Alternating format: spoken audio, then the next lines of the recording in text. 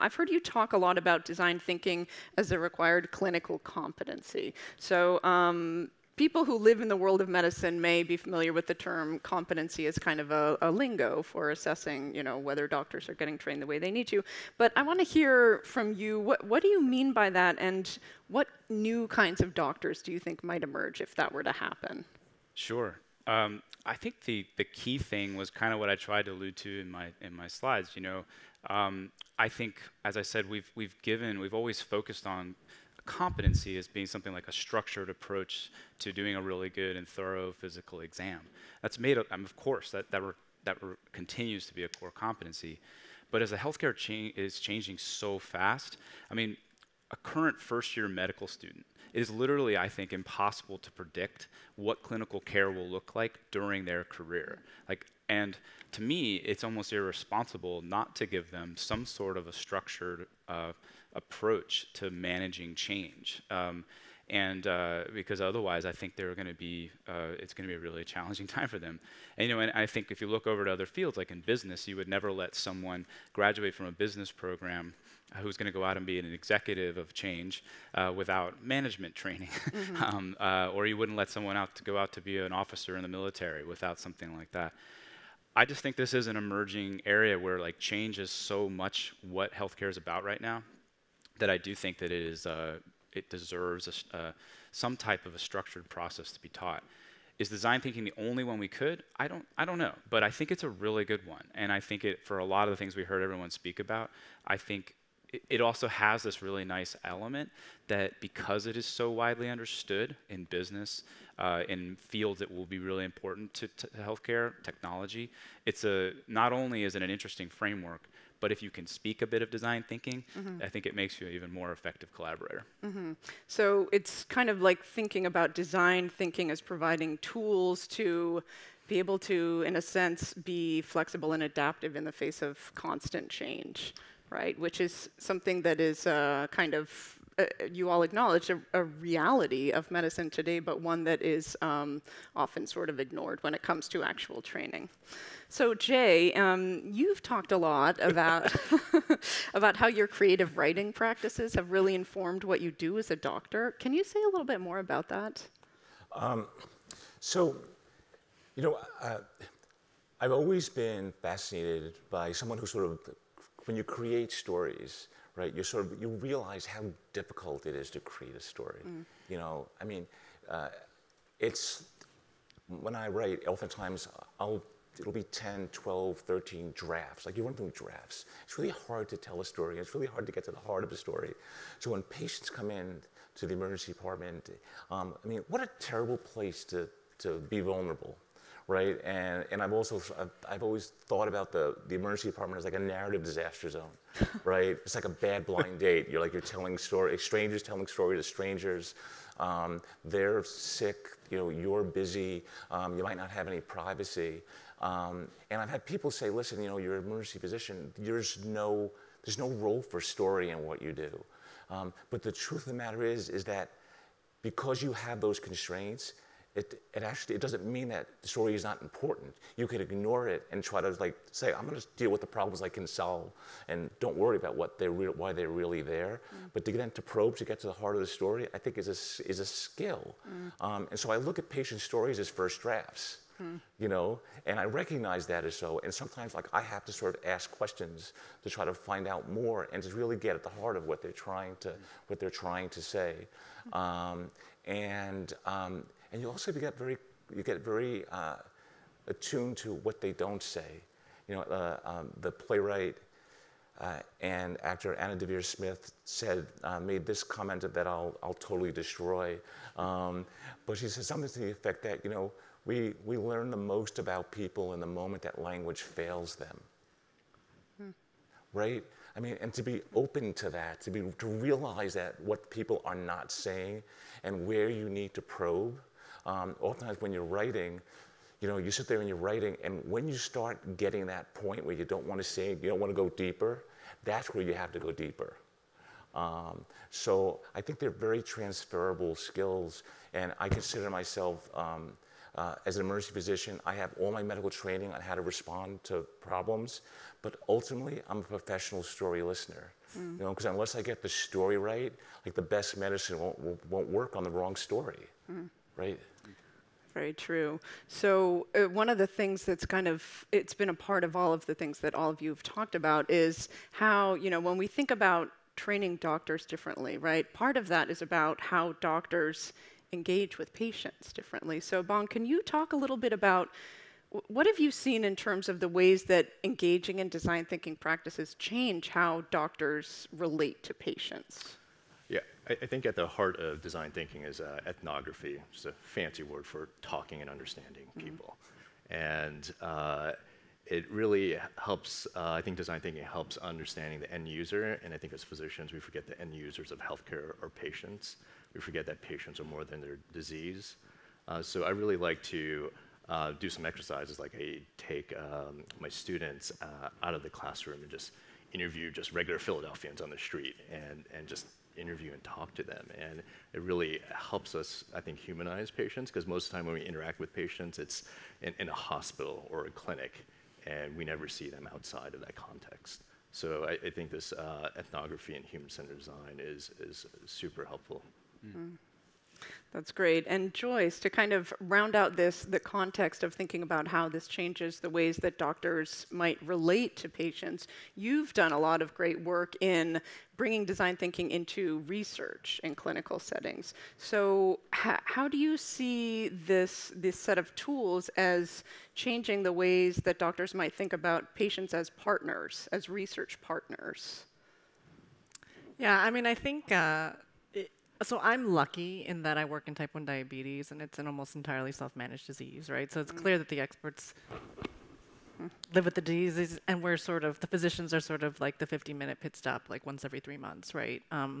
So, we have a kind of group of patient partners that we've been engaged with, and they've been sort of helping us drive the show, and I think it's been really incredible to sort of have their expertise, have their feedback, and understand what direction to go, because they're part of the research team. So I think that fundamentally, we were at the PCORI research symposium yesterday, and we sort of discussed these case studies about how you involve patients in research. And obviously you need to talk to users, and obviously you need to sort of get feedback. But I think the traditional mode is, you are the object of my focus group, right? And then I will go and confer with my research team, right? But I think the key is to really sort of driving or changing the research agenda to be more patient-centered, is to sort of strategically work with patient partners to help drive the ship, right? And so that's where the sort of the whole concept of participatory design, I think, is so important, because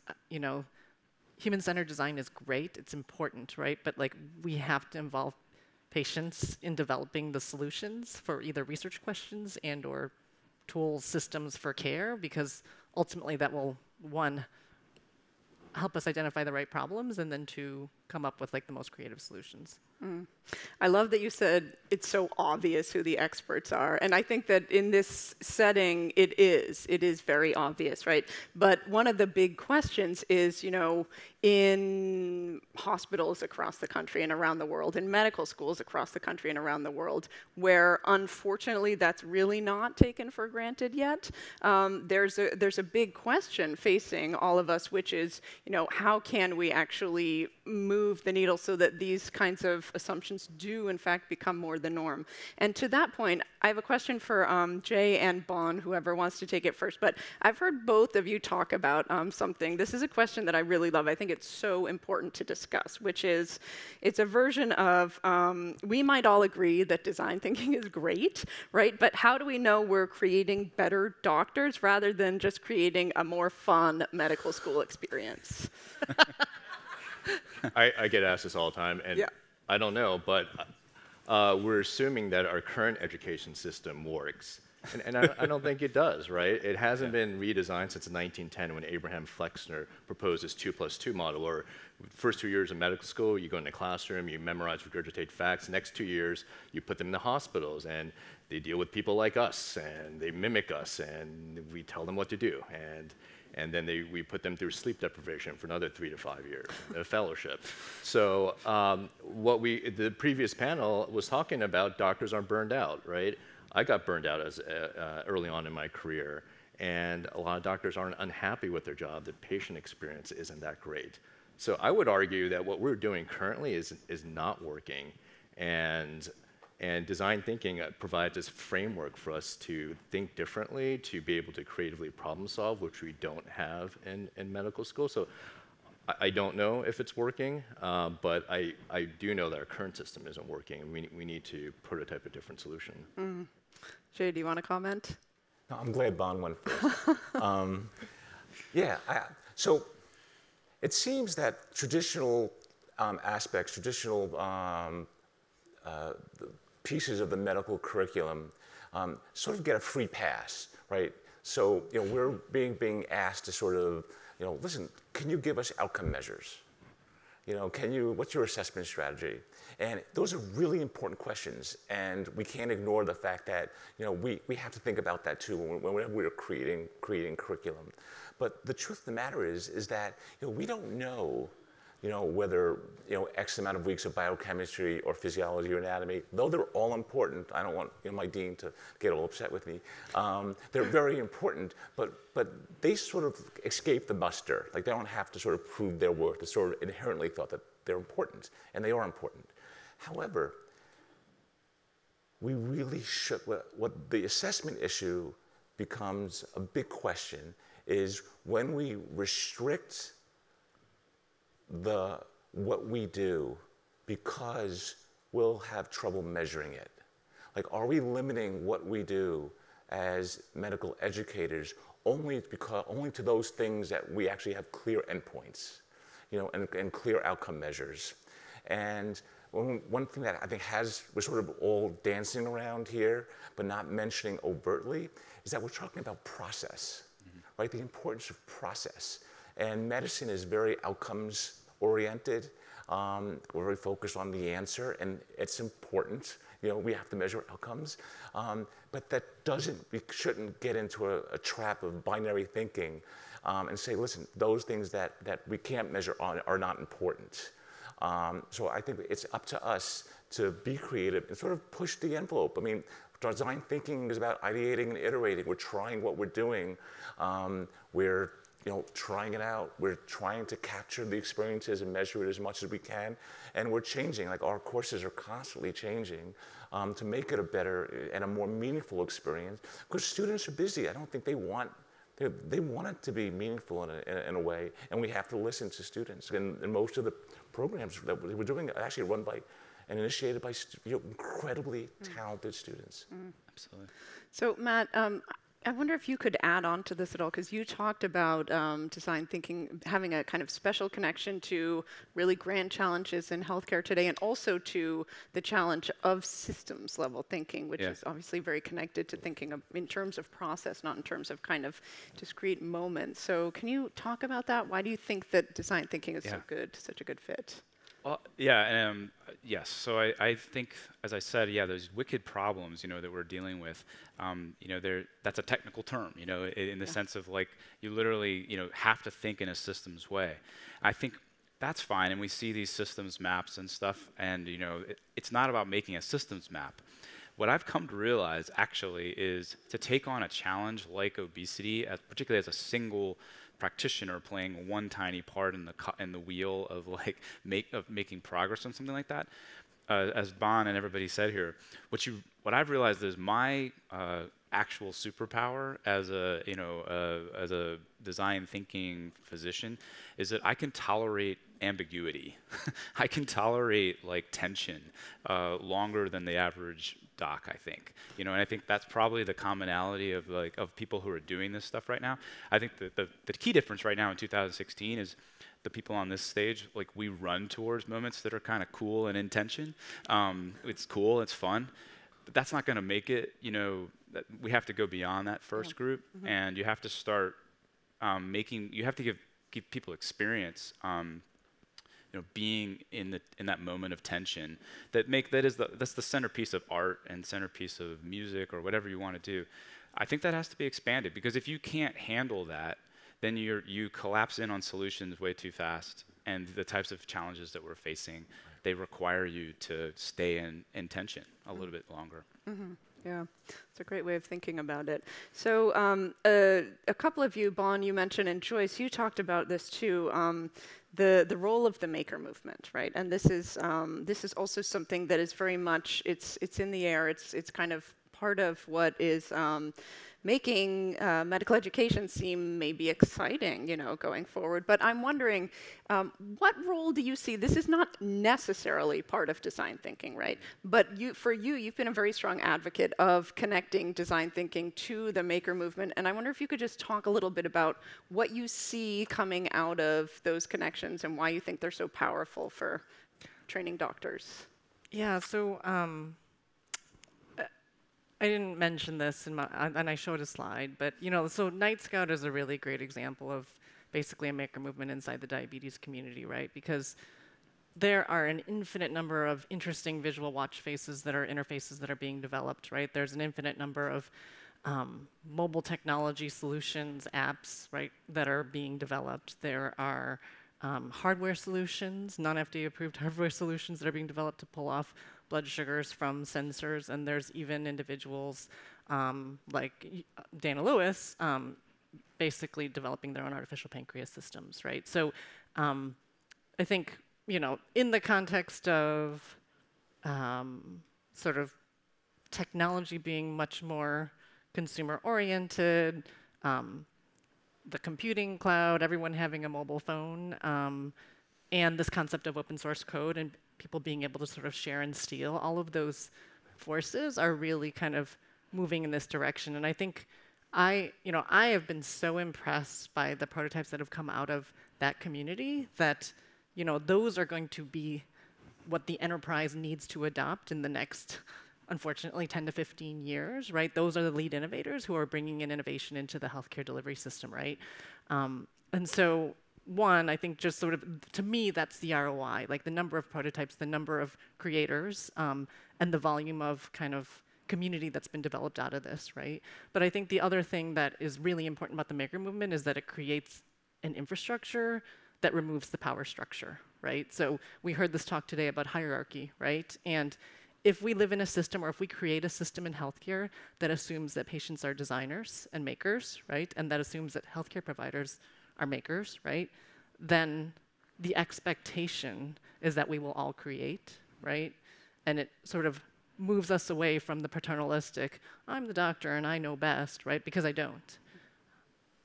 That's really a great way to think about it, because I think what you said acknowledges the reality that there is this century-plus-old, very slow-moving hierarchical system, right? Which you're all trying to drive change in some way. So how do you kind of get innovation into that in a way that then becomes part of the new structure that's changing, and so that it can kind of change the ways that people think? Because ultimately, it's about driving culture change too, right? Which is it's a kind of a slow process, but you need to put things in place that will live in such a way that it kind of that the change can disseminate.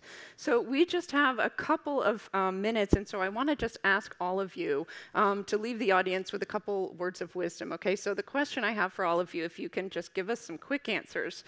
What's the biggest hurdle you've had to overcome, and what's the most important piece of advice you'd give to anyone in the audience who's wanting to kind of jump into this space? You want to start, Matt? Sure. Okay. I'll keep this brief because it is literally what we are working on. Is as we've moved into year 2, and everybody's excited, including the school. The natural inclination from UVA, as very understandably, is this is great. We'll make a perfect map of competencies. It'll link up totally with everything, and it'll have we'll put up all the lectures, and I was like, yeah, this is great. And then you bring it to the students, and they're like, I don't want that. That's what medical school is. I need this other thing. Yeah. The whole point of the reason I'm willing to give you my time is to have an authentic experience and have it be, very different. They want it to be a more raw experience. So I haven't quite figured that one out. That's a tension, because I don't think either side is totally wrong or totally right. And so I think it's going to be a challenge of maintaining our point of view about no, not everything that can't be measured doesn't matter, and the vice versa. On the other hand, yeah, getting this to play nice with medical education is going to be important. Thanks. Jay, we just have a little time. Yeah, I would say nurture your collaborations. Oftentimes institutions are very siloed, and be able to have those institutional and interdisciplinary conversations is in itself a skill. But there are people out there probably doing really, really interesting work. And I think the obstacle is just culture. Yeah. And that there are people who actually want this to happen, but they have their own pressures. And so to be compassionate and understanding of the people even above you, and understanding their point of view, and be persistent. I mean, the maker, that's the whole maker philosophy. Like just do it and be rigorous in what you do. That's great. Thanks. Bon? A lot of my colleagues still think design is making bright, shiny objects, and communicating that, helping them understand that bad healthcare is a result of bad design, and good design can change outcomes. Great. Thanks. And Joyce? I would just say bring patients to the table. That would be like the #1 piece of advice that I have.